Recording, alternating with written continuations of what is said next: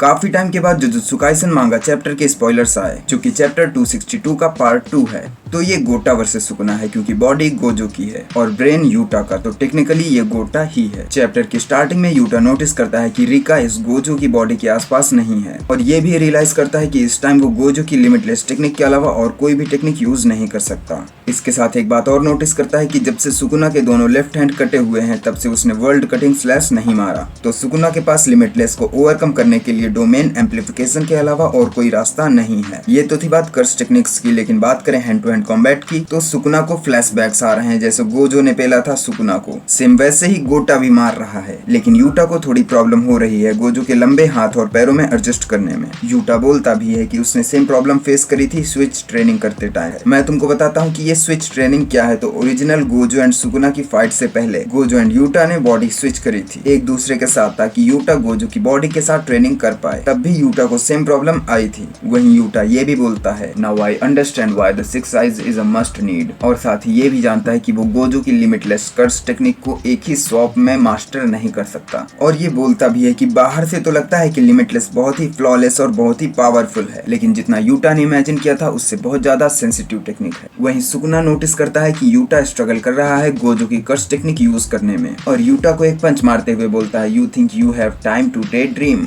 इस टाइम पर यूटा को गोजो की एक फेमस लाइन याद आती, 大丈夫でしょ。だって君弱いもん。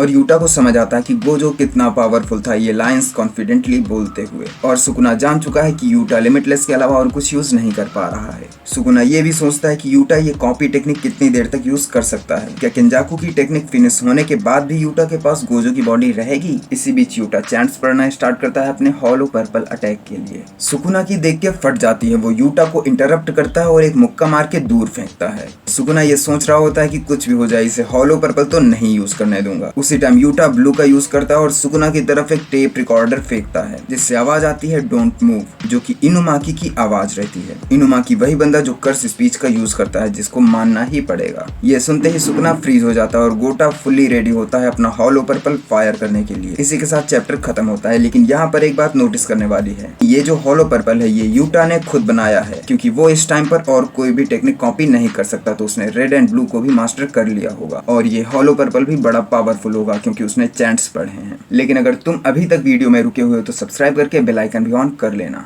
और अगर पहले से कर रखा है तो थैंक यू वेरी मच।